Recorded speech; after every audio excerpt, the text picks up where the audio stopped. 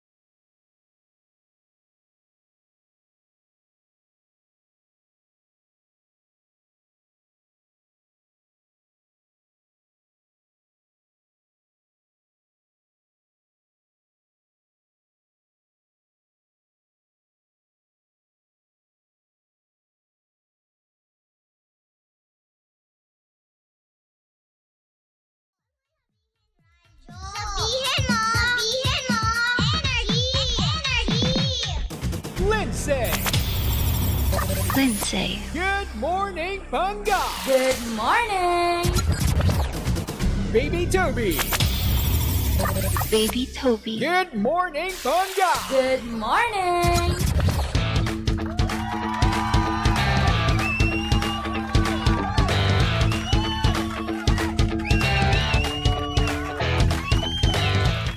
Same, pero... Hi, Pangga! Tayo pa rin po ang number 106.7 Energy FM. Pangga, huwag mo sabihing radyo. Sabihin mo! Medyo nawawala tayo this morning. Anyari ba sa'yo?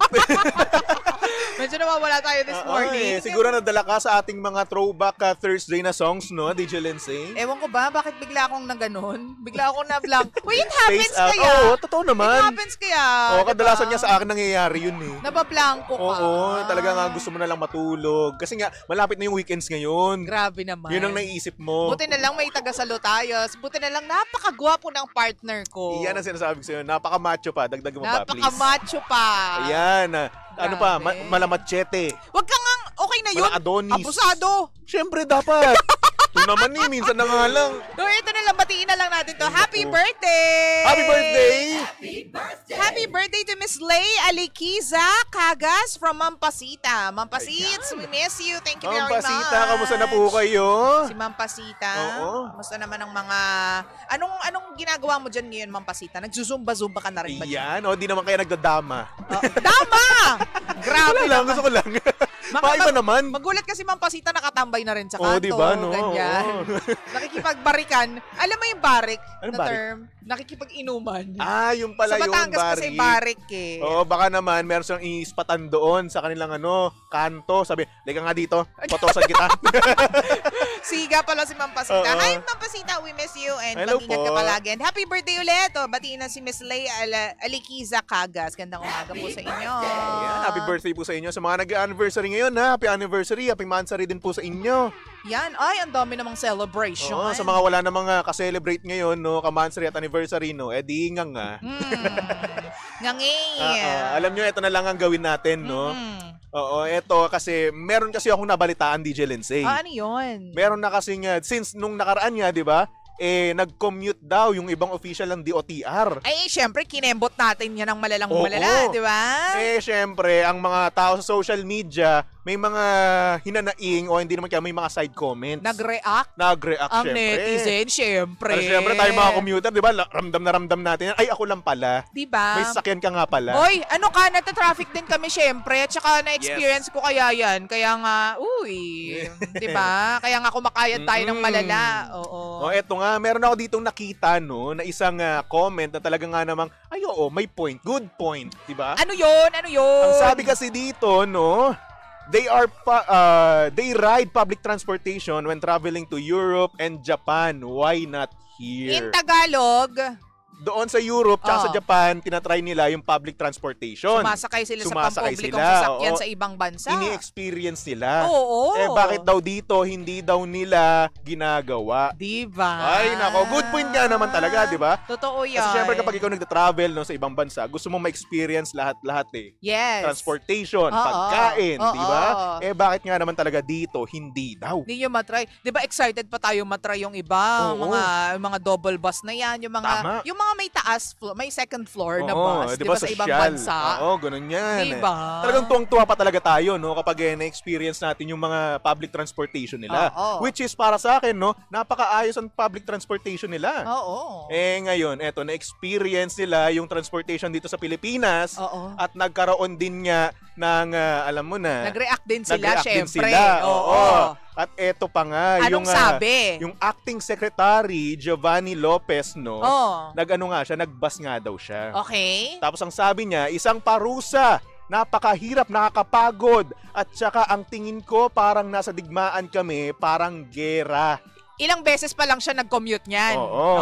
Paano pa yung pag-araw-araw yan? Paano kung ilang taon na ninyong, di ba Ginagawa. parang yung mga bangga natin dyan, na Diba? araw-araw, ilang taon nang ginagawa yung Mm-mm. pagko-commute na yan. Sinabi niya yan sa DZMM Teleradyo. Yan. Hello po, good morning sa mga kasama po natin sa industriya. Alam mo, in fairness naman, no, kailangan natin na i-applaud yung effort nila na yan. Tama. Kasi, di ba, hindi naman lahat ng mga secretariat, hindi naman lahat ng galamay sa mga departments, ginagawa yung effort na yan. Pero sana, may mapuntahan. Tama ka dyan, DJ Sana mas Lindsay. mapaganda yung inyong mga desisyon, di ba? Para mas matulungan yung mga pagga natin. Yes. Alam nyo ang gawin nyo ganito. Ito lang naman, suggestion lang naman. O, sige, go. Minsan kasi kapag sila sasakay ng mga public transportation, may mga dala pang camera. Oh. Try nyo po, wag po kayo mag-uniforme. Talagang naka-civilian lang po talaga kayo, tas walang mga camera. Doon nyo po itry kasi minsan kasi ang nangyayari kapag yung driver nakita may mga camera, naka-uniforme, di ba? Umaayos eh. Umaayos eh. Talagang Sabi nga. talagang papara talaga yan eh. Oo. Minsan kasi may mga driver na kapag ikaw papara, hindi papara sa'yo. Di Hindi ba? titigil. Hindi titigil. Kasi Oo. namimili din yung iba, di ba? Tama. Kaya ayun, subukan nyo po yung ganoon. Yung ganoong klaseng pagko-commute. Sana na-experience na rin nila yung mga sobrang daming sakay sa isang bus. Yun yung pa, isa. overloaded. Oo. Di ba? Talaga yung mukha mo nasa pader na, nasa kisame, minsan yung kamay mo. Talagang mahirap din naman talaga. Oo. At saka, yun nga, sinasabi nga natin dito, ginagawa nila yan para ma-experience nila yun na-experience sa mga pangga natin araw-araw. At saka try nyo pong umalis ng rush hour. Yan, ha? rush hour. Oo, yung Pinakamahirap mga 6 yan. to 7 in the morning, 6 to 8 in the Oo, morning. lalong-lalo kapag pauwi ka. O, mga Ay, 6, Diyos ko, day. 6 p.m., ganyan. Kapag pauwi ka, tapos pagod na pagod ka na galing sa trabaho mo, syempre mas mapapagod ka pa doon sa pagko-commute mo. 'Di ba? Alam mo, naging practice na namin ni Romel. Halimbawa, may pupuntahan kami. Laging ang alis namin is either madaling araw or late ng gabi. Para ang ipananiniwalaan namin is para wala kaming kasabay sa traffic. Pero surprisingly, lately, DJ Toby, yung alas 10, alas 11, alas 12, parang hindi na naman siya walang kasabay sa traffic. Uy. Kasi ang traffic pa din. Traffic pa rin. Ito na lang ha, galing Naku po. Antipolo papunta ng Santa Mesa. Oo. Kapag umalis ka ng mga 11, ganyan, 10, 11, ang dami pa rin siksikan sa daan Naku po, patay tayo dyan. Pero na-experience ko rin yan, no? Pero ako, nagko-commute naman ako. Oo. Alam ko 11 na ako umuwi nun kasi pauwi ako ng Cavite. Oo. Nakasakay ako dyan sa EDSA Carousel. Ang dami pa rin pasahero. Kaya nga. Siksikan pa rin. Parang hindi na uso ngayon yung patay na oras Oo, na parang, sinasabi. di ba kapag sinasabi kasi na 11, mga 12, wala nang pasahero niyan, wala nang mga tao. Eh, hindi pala. Meron pa Totoo. rin. Meron Oo. pa rin. Yung sinasabi nilang patay na oras, hindi iba na ngayon.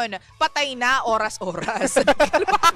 Mamamatay ka na oras-oras. Nag-iba na yung context eh. Diba? I know. Kaya naman siya sa mga pangga natin diyang commuter, no? At kung meron man pong nagko-commute ngayon, official, no? Hello po, good morning po sa inyo. Good morning. Sana po ay magkaroon po tayo ng maayos sa solusyon, no? Dito sa ating transportasyon. Again, saludo po kami. In fairness naman po Yes. sa inyo. Sana magtuloy-tuloy pa po. At saka na po mas maging deeper pa, 'di ba? Yung inyong pag-aaral diyan para mas matulungan po. Yung mga simpleng ito maalala ko lang, baby to. Oh, ano na naman yun? Kita naman ako, nayayamot na naman ako. Oh, eh. ano? Yung mga pedestrian lane na Pedestrian pagdating lane. mo sa dulo, Mm. poste. Bakit ba may poste? Diba? O di kaya naman yung mga semento na yung dulo, halimbawa, Oo, oo. merong rotonda sa gitna, Mm-mm. diba? Pero ang dugtong nun, pedestrian lane. Mm-mm. O di kaya naman, yung pedestrian lane, pagdating dun sa dulo, may grills. Naku. Diba? Yung tipong hindi na pwedeng daanan. Oo. Yung parang- So, iikot ka pa. Oo. Diyos ko, paano ba yan? Hello, meron po tayong mga PWD. Ito yung mga basic na nakikita po natin ng social media. Mm-mm. Na voice out lang natin Yes. dahil bilang nandito tayo sa platform na to. Pag-aralan naman po natin yung mga nilalagay po natin sa daan. Tama. Oo. At syempre po, yung mga nakapaskil din po na sign doon, minsan may Oo. mga mali din talaga eh. Diba? Merong nauuna, no right turn. Ay, hindi, right turn when you're going right. Basta ganun, something like that, no? Keep right. Keep right, Oo. ganun, sa mga Tapos may nakalagay naman sa mga susunod pang poste, no? No right turn on red signal. Ano ba? O, diba? Yung mga ganun pa eh. Minsan hindi natin talaga naiintindihan at Oo. sana mas pag-aralan pa po na niya. Pero speaking of, ito, mga pagko-commute pa rin, baby Toby, may ibibida ko. Ito na nga ha, ang sabi po ng Department of Transportation pa rin, magkakaroon po ng dry run ng bus stop dyan po sa globe ng, ano tawag dito? MOA. Arena. MOA Arena. Oo. Okay. Ito ang sabi po dito, MOA Arena. MOA Globe Rounds ang tawag dito. Basta sa Globo na lang doon sa MOA. Globe Grounds. Yun yung tawag Okay, nila. okay. Globe So, Grounds. ito pong dry run na ito ay magiging effective po yan September 22, 12:01 a.m. At matatapos po yan ng 11:59 p.m. ng September 30, ha? Ito po yung implementation ng new bus stop. Okay, Okay. dyan po sa MOA. May bago. May bago. Kasi, Hindi, actually, parang improvement ng Okay, improvement, kanilang oo. bus stop. Kasi sabi mo nga, di ba, may bus stop naman may bus stop naman talaga dyan. doon sa MOA. Kaso nga lang problema kasi, lahat ng bus nandoon kasi eh. Kapag hindi man galing sa, hindi naman EDSA Carousel, Oo. o kahit na anong bus, doon sila tumitigil. At ang experience ko doon, medyo may katagalan kapag dumadami yung mga bus. Yun na nga. So, ito na nga ang solusyon nila. Ang sabi po ng page ng Department of Transportation-Philippines, a better EDSA busway is coming. Nice. At pinupunto nila dito na bagong northbound stop po ito sa Mall of Asia Busway Station para po makomplement yung existing southbound operation. So, bali, northbound tong bago. Yes. Oo, para sumabay daw sa siguro maganda na yung daloy ng southbound, no? So So, para medyo mag-complement lang silang dalawa. Okay, so ibig sabihin, Mm-mm. ang way noon sa Double Dragon, papasok pa doon sa may MOA, tas iikot. Wait Eh, Hello, kasi- secretary. Yun kasi sabi naisip nyo nga ko po eh. to partner ko. Kasi ako pag pa-northbound kasi, Oo, dinadaanan ko kasi to. dinadaanan mo yan. Oo, kapag galing ako sa PITX, no, Mm. magmamakapagal kami. Tapos sa Double Dragon, imbis na kumanan kagad, kakaliwa pa. Kakaliwa. Oo. Para sa MOA, iikot. Oh, yan. Tapos, dire-diretso, papunta naman doon sa EDSA na. Oh, yan. Ganoon siya. Teka lang. Ako, na-imagine ko lang naman, Kasi no? tama kasi dinadaanan mo Oo, nga oo. yan. No? Hello naman sa mga pangga na nakaka-relate sa mga sinasabi po ni Baby Toby. Bilang siya po ay dumadaan dyan sa Yes. kahabaan na yan. Solid commuter din po ako. Yan. Ang sabi po dito ha, para daw makapag-prepare daw yung publiko dahil baka nga may mga, alam mo yung mga commuters tayo na dadaan dyan. Tapos magtaka sila, bakit ano ba yan? Bakit pa nadedelay na naman yung traffic? Ganyan. Kasi hindi natin alam, baka pwede magkosto ng traffic dahil Oo, nga tama. dry run siya, di ba? Yes. So, September 22, 2025 Monday, magsisimula po yung dry run na yan, 12:01 a.m. hanggang September 30, 2025. Tuesday po yan hanggang 11:59 p.m. Yan. So magkakaroon po kasi ito ng full implementation by October 1. Ay naku, may experience ko yan kapag uuwi ako ng Etibac. Diba? At uuwi ako dito sa San Juan. Oo. Ay naku, sana maging ready ako. Tsaka babaguhin kasi yan magre-rehabilitate po yung iba't ibang stations dyan, Baby Toby, busway stations. At kabilang po dyan yung Monumento, Bagong Barrio, North Avenue, and Guadalupe Station. Diba? Yan. Yun. Ayos naman. Kasama yan sa betterment ng ating transportation sector. Sana mas umayos pa, no? At maging successful itong solusyon nila, no? Para sa mga, empleyado, commuter, di ba? Lahat-lahat. Oo. Traffic na rin.